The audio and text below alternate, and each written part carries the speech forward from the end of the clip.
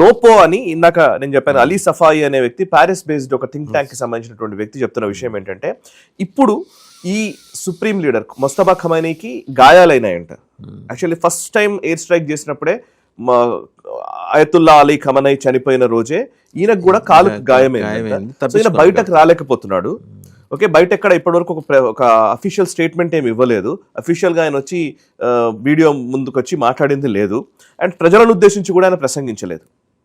So ఆయనతో మాట్లాడిన IRGC chief కొడుకు ఈ విషయం చెప్పాడు, ఆయన గాయపడ్డాడని చెప్పాడు. ఆయనతో మాట్లాడిన ఆయన, అంతేగాని ఆయన మీరు అన్నట్టు ఆడియో టేప్ లేదు, వీడియో టేప్ లేదు. ఆయన గాయపడ్డాడు అన్న విషయం మాత్రం తెలుస్తోంది. బట్ ఉన్నాడని అనుకోవచ్చా? ఉన్నాడనే అంటున్నారు. బేసికలీ ఈ థింక్ ట్యాంక్ కూడా అదే చెప్తోంది. చనిపోయి ఉంటే ఇప్పటికి ప్రకటించేవాళ్లే. ముస్తఫా చనిపోయి ఉంటే, ఇక్కడ ముస్తఫా కూడా ఎలిమినేట్ అయిపోయాడు అని చెప్పేవాళ్ళు.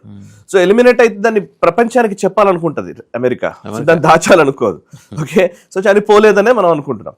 సో అయితే ఇంకోటి ఏంటంటే, ఇందులో ఆయనకి ఇప్పుడు మీరు అందాక అన్నారు కదా, అసలు బేసికల్లీ 2 రకాలు. ఒకటి రెజిమ్ చేంజ్ జరగాలని అమెరికా కోరుకుంది, అది జరగలేదు. దానికి కారణాలు 2.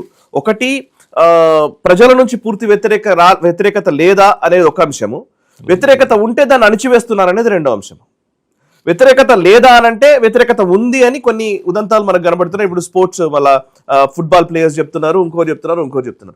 వ్యతిరేకత ఉంటే దాన్ని అణిచివేస్తున్నారు అనే అంశానికి వచ్చినప్పుడే ఇప్పుడు ఈ థింక్ ట్యాంక్ చెప్తున్నది ఏంటంటే, ఇప్పుడు ముస్తఫా ఖమైనీ లేదా ఆ సుప్రీం లీడర్ ఎవరైతే ఉంటారో ఆయనని ప్రొటెక్ట్ చేయడానికి, ఒక రక్షణ వలయంగా ఉండడానికి, ఆయనకు వ్యతిరేకంగా ఎవరైనా బిహేవ్ చేసిన కౌంటర్ టెర్రరిజం యాక్టివిటీ అని వాళ్ళు చెప్తున్నారు యాక్చువల్లీ.